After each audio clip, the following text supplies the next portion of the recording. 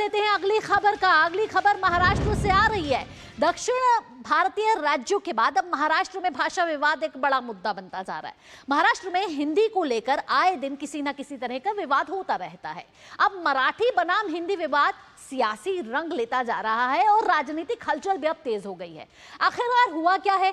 MNS कार्यकर्ताओं की गुंडागर्दी ने इस मुद्दे को और तूल दे दिया है। हुआ क्या कि 1 जुलाई को महाराष्ट्र में हिंदी विवाद के बीच मराठी नहीं बोलने पर एक व्यापारी की पिटाई का मामला सामने आया।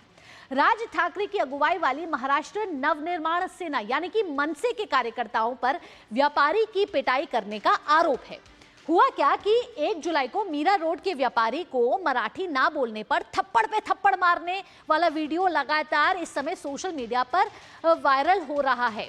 अब इस घटना के बाद हुआ क्या है कि इस घटना के बाद अब व्यापारी संगठन जो हैं वो आक्रोश में हैं। साथ ही साथ बुधवार को हम देखें तो बाजार बंद भी किए गए हैं। तो हम देख रहे हैं कि महाराष्ट्र में लगातार मराठी बनाम हिंदी विवाद तूल पकड़ता जा रहा है, राजनीतिक रंग इसको मिलता जा रहा है और मनसे के कार्यकर्ता आखिरकार इस तरीके की वारदातों को या घटनाओं को अंजाम क्यों दे रहे हैं? क्या राजनीति चमकाने की तर्ज पर इस समय मनसे है?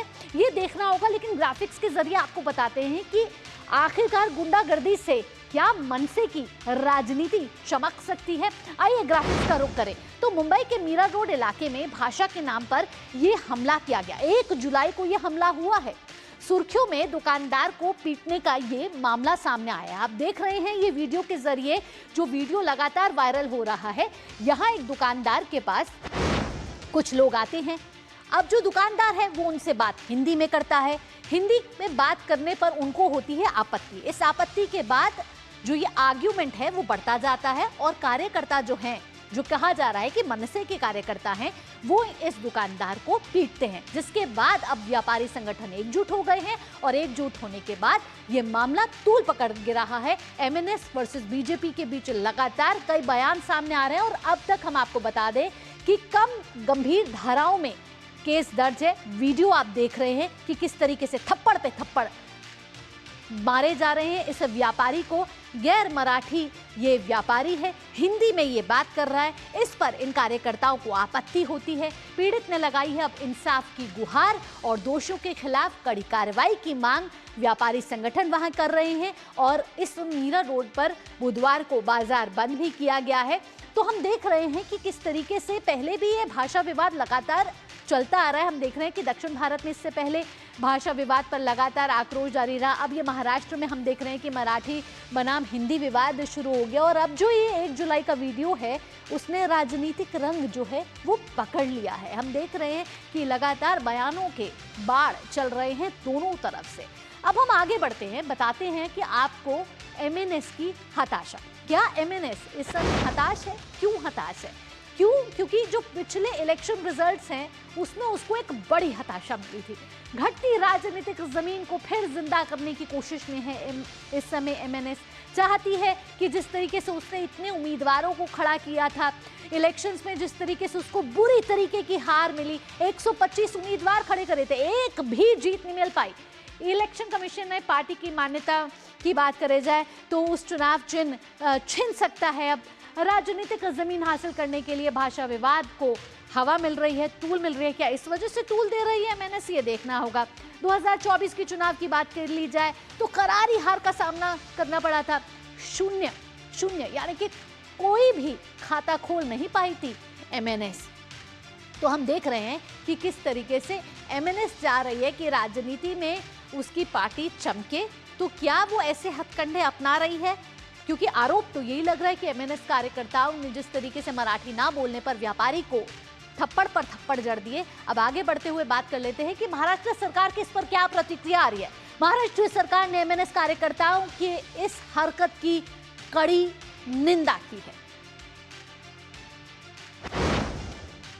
जिस वक्त हिंदुओं का मुद्दा होता है तो हम हिंदू, हमारी भगवी शान, ये कह के हम लोगों के सामने आते हैं। मगर जब वोटों की राजनीति होती है तो पार्लियामेंट इलेक्शन, विधानसभा के इलेक्शन, हम हरा झंडा लेके घूमते हैं। ये राजनीति अच्छी नहीं है। मराठी लोग जो महाराष्ट्र के हिंदू, जो महाराष्ट्र के, मैं हिंदू हूँ, मुझे अभिमान है, मैं मराठी हूँ, मुझे अभिमान है। अगर कोई ये मराठी का मुद्दा और हिंदी भाषा का मुद्दा अगर गर्म करता रहेगा तो मीरा भाईंदर का विधायक होने के नाते मैं बिल्कुल इसके खिलाफ हूँ। मराठी की कट्टरता, हिंदुत्व और हिंदुस्तान, इसमें प्रखरता, ये हमारी भूमिका है। हम मराठी के लिए बहुत कट्टर है, लेकिन अन्य भाषा या भाषिक का अपमान ये हमें मान्य नहीं है। कानून व्यवस्था और सरकार ऐसी कोई घटना होगी तो उसके ऊपर कड़े कदम उठाएगी। तो महाराष्ट्र सरकार का साफ कहना है कि अगर इस तरीके की कानून व्यवस्था बिगड़ती है तो महाराष्ट्र सरकार सतर्क है और इस पर कड़े एक्शन लेने के लिए भी तैयार है। इसके साथ ही आपको बता दें कि महाराष्ट्र के मंत्री नितेश राणा की प्रतिक्रिया की भी काफी चर्चा हो रही है। उन्होंने तीखी प्रतिक्रिया देते हुए कई सवाल खड़े किए हैं। आइए आपको सुनाते हैं कि नितेश राणा का क्या कहना है। मारा ही गया है ना, एक हिंदू को मारा गया है ना, एक हिंदू को मारा गया है, तो मुझे बोलना है कि इतनी हिम्मत जाके नल बाजार और मोहम्मद अली रोड में दिखाओ ना। वो जो दाढ़ी वाली और गोल टोपी वाले क्या मराठी में बात करते क्या? शुद्ध मराठी में बात करते हैं क्या? उधर जाने की, उनको कान के नीचे बजाने की हिम्मत नहीं है। जावेद अख्तर क्या मराठी में बात करता है क्या? आमिर खान क्या मराठी में गाता है क्या?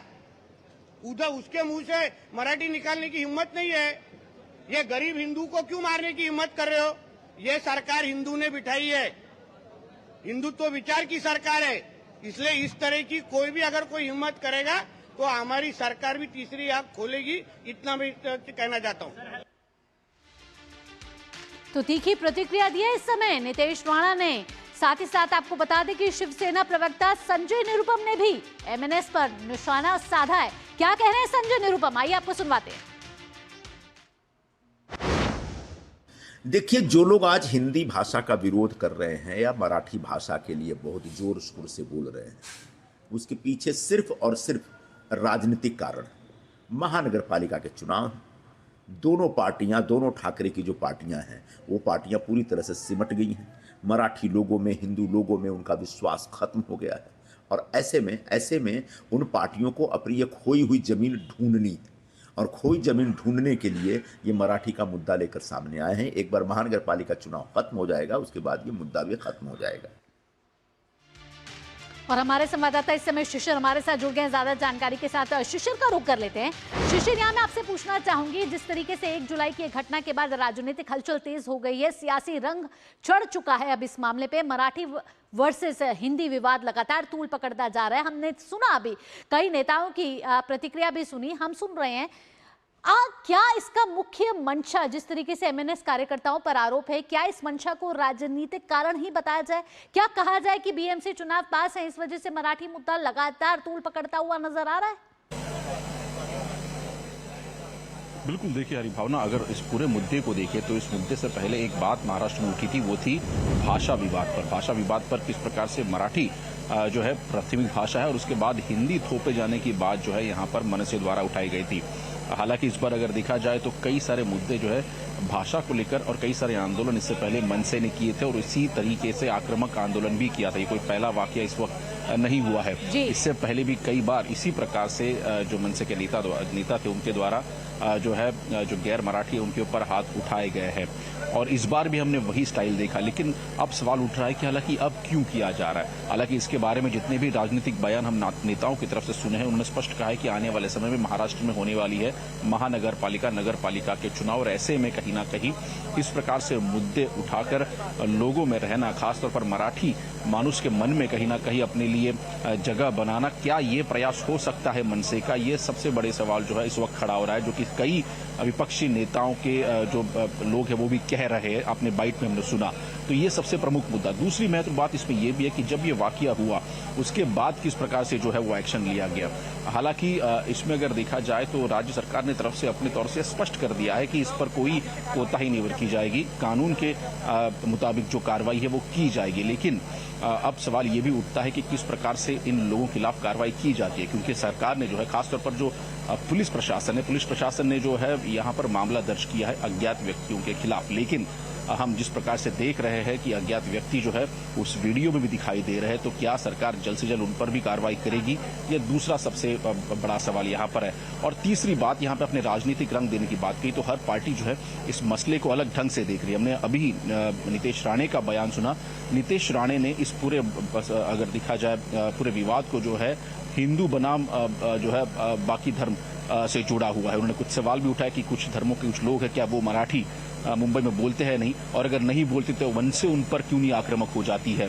तो इस प्रकार से अलग अलग रंग देने का प्रयास इस वक्त इस मुद्दे को हो रहा है। लेकिन सबसे प्रमुख मुद्दा यह है कि आखिर महाराष्ट्र में मराठी और गैर मराठी का ये मुद्दा कब सुलझेगा, सरकार इसमें क्या हस्तक्षेप करेगी, किस प्रकार से इस बार कड़ी कार्रवाई सरकार द्वारा की जाती है, जिसके बारे में सरकार कह रही है। सरकार के मंत्री भी जो अपनी मंशा स्पष्ट कर चुके हैं। जी भावना। शिशिर, अगर ये मान भी लिया जाए कि अगर बीएमसी एक बड़ा मुद्दा है और एमएनएस अपनी राजनीति यहाँ चमकाना चाहती है, तो बीएमसी अगर मुद्दा है तो मुद्दे बीएमसी से जुड़े होने चाहिए ना। राजनीतिक रंग देकर मराठी बनाम हिंदी विवाद से तो आप बीएमसी का चुनाव जीत नहीं सकते। फिलहाल देखना होगा कि अगर बीएमसी ही एक बड़ा मुद्दा है तो एमएनएस को दूसरे जो मुख्य मुद्दे हैं उन पर ज्यादा गौर करना चाहिए, क्योंकि हम देखते हैं कि जिससे ही मुंबई में मानसून आता है बीएमसी सवालों के घेरे में खड़ी हो जाती है। इनलैंड ड्रेनेज एक बड़ी मुद्दा है। तो ऐसे मुद्दों पर इस समय पार्टियों को कहीं ना कहीं फोकस करना चाहिए। फिलहाल शिशिर, तमाम जानकारियों के साथ आपका बहुत बहुत धन्यवाद।